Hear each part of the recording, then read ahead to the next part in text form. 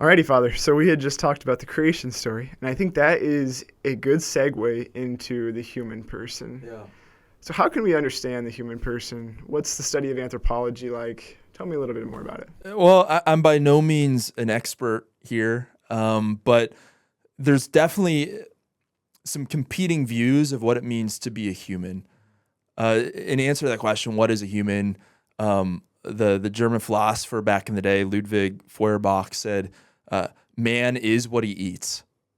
Man is what he eats, which was essentially another way of saying that we're just a clump of molecules and cells, that we are material beings, that what a human person is nothing much more than just stardust.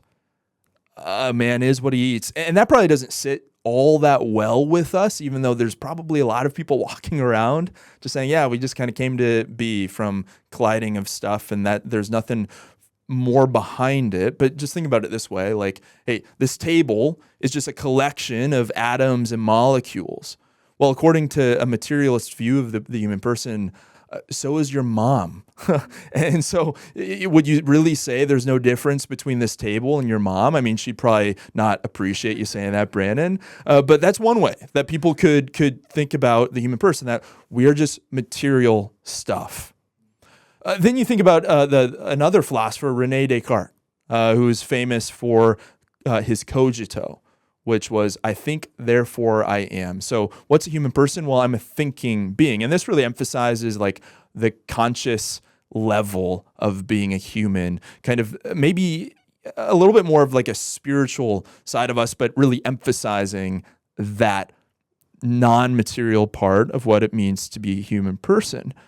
And we can definitely see some value to that because it seems to take into account more widely our lived experience as human beings, that we aren't just material, but we also have thoughts and emotions and these things that can't be directly attributed to mere materiality.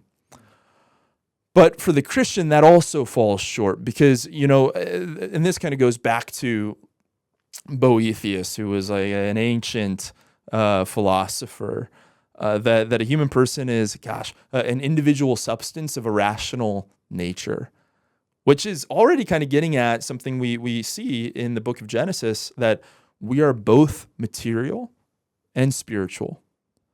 And the words that are probably more familiar to us as Christians are that we have a body and a soul. And that, in fact, what we are is a body-soul composite.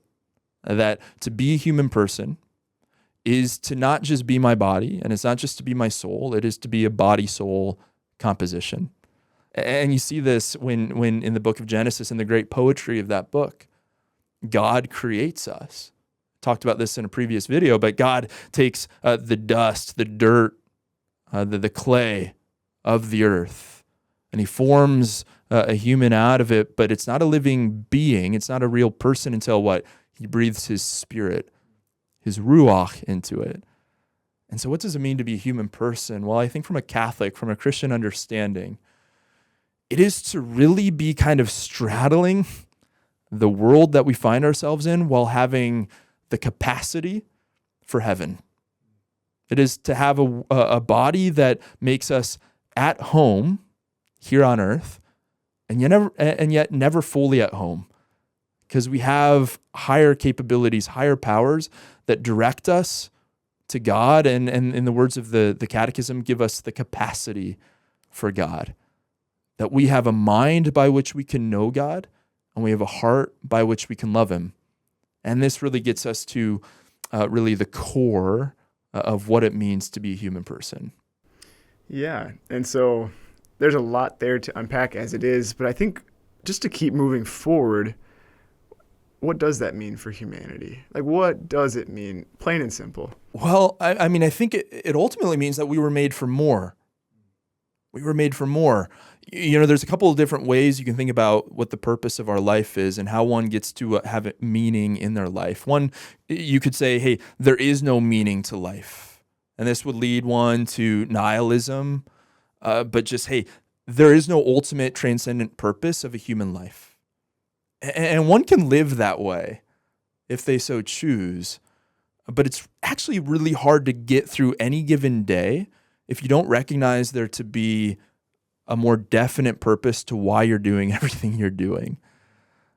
Some not happy with living a meaningless existence might go to, well, the purpose of my life is that which I give it.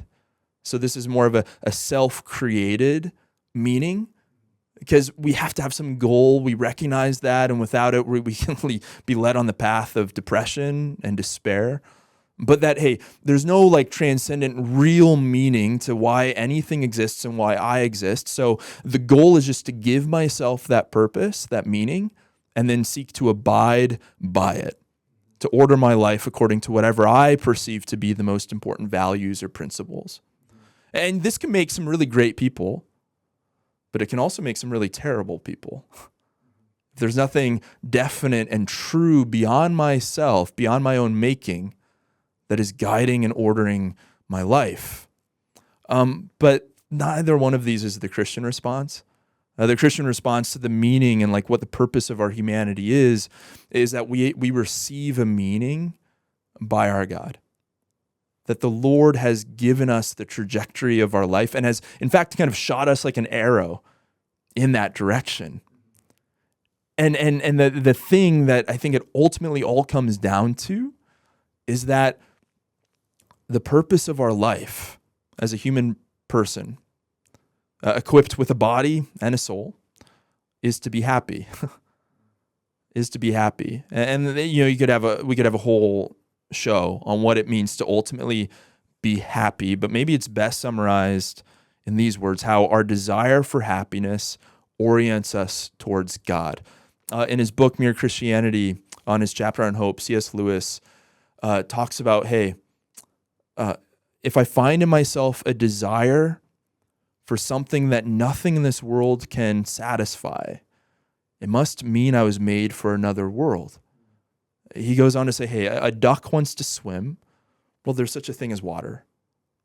And a baby is hungry. Well, there's such a thing as food. It would make no sense for us to have a desire for something that is impossible to satisfy. And so when we really take stock of our experience through our life of what is it I'm living for and what's the purpose of it all, we recognize, hey, I, like everybody, wants to be happy, but there's never been an experience in my life that it's like, hey, I have this happiness and it hasn't like kind of faded with time. Or like there's never been an experience where it's like, okay, now I've gone on that vacation and I never need to go on another vacation before. Or like, hey, I've experienced what true human love is like. I never have to have another experience of human love. No, the best experiences in this life kind of keep us asking, oh, but I need more. I need more. What is that? Well, that's that capacity for God in us, kind of hardwired into us, that's orienting everything about our humanity towards life with God, which is heaven. And we can kind of get bogged down with the things of this world, trying to find our happiness in them alone. And this is by having an overemphasis on our bodily nature. But in fact, we're to seek a balance here, that the good things of this life don't take me away from recognizing there, but hints of the life that I've truly been made for, which is life with God. And we have a word for that. And that's heaven. It's St. Augustine who recognized this, and his great quote, Lord, you've made us for yourself, and our heart is restless until it rests in you. Augustine was a man who searched deeply for questions about and answers, what does it mean to be human? And often he got bogged down in either the materialist and hedonistic way of life, or kind of the more what was called like Manichaean of like, I just need to get rid of every sense of materiality in this life. But instead he realized, no, the proper balancing and ordering of things in the fullness of what it means to be a human person is the path that's going to lead me to happiness, not only in this life, but the fullest kind of happiness that we experience in the next. Yeah, and I think you can see a lot of what you just mentioned in our own culture today. And if you think of the gambler, well, they want to gamble and they want to win money. And if they lose money, they come home feeling pretty crappy. They weren't filled up by that. Or if you Want a really nice car. Well, that car is only going to last you for a couple of years. Yeah. And you're going to want the next one, and the next one, and the next one, and the next one. It all comes down to, again, us being created in the image and likeness of God. And being created in the image and likeness of God means something I've already mentioned, that we have a mind by which we can know God, and the word for that is intellect. And we have a heart by which we can love God. And the word we have for that is will, that we are free creatures. And it's our intellect and our will that separate us as humans from every other created thing. Like your dog, as great as your dog is, does not have an intellect, nor does it have a will. So these are what we call the higher powers of our human nature. But there's some lower powers as well, which are important, but often can kind of get in the driver's seat. And those are the senses and the emotions. And so if I'm just kind of living for the thrill of pleasurable sense realities and experiences, well, that's the path that leads to hedonism. That the most important thing is just that things feel good and satisfy me in a bodily way. Well, yeah, it might be fun in the moment, but it's also the path that leads to addiction. And so that's when our senses are in the driver's seat. Then you got our emotions. Now, emotions are super important. They take us out of just being a thinking thing and a doing thing. They spur us into action. They get us off our butt and to actually do things. And it is a good thing to feel things. But when our emotions are in the driver's seat, are the most important thing, the thing that I'm kind of placing my identity in and having it formed by. We call that sentimentality. And this can get us we can start to get off kilter, because as important as feelings and emotions are, they're also often the most random thing about us. And they come and they go. And so the goal to live a human life that's lived to the full, that is getting us in the direction for which we were made, which is God, life with God in heaven, is that there's this proper balance and harmony between the four powers of our soul, that our intellect and our will are guiding and ordering our senses and our emotions. And that's when I'm most fully human. That's when I'm most fully human. When I'm being led by my intellect, which wants to know what's true, and my will that wants to choose that which is good, that's when everything else, every other part of me starts to get properly ordered. And then I already now get to experience the fullness for which God has made me. And I'm not getting bogged down or confused or kind of trapped by just the material things in this world. And so I think, maybe the best place to end, again, this is a huge topic, is that God wants us to be happy.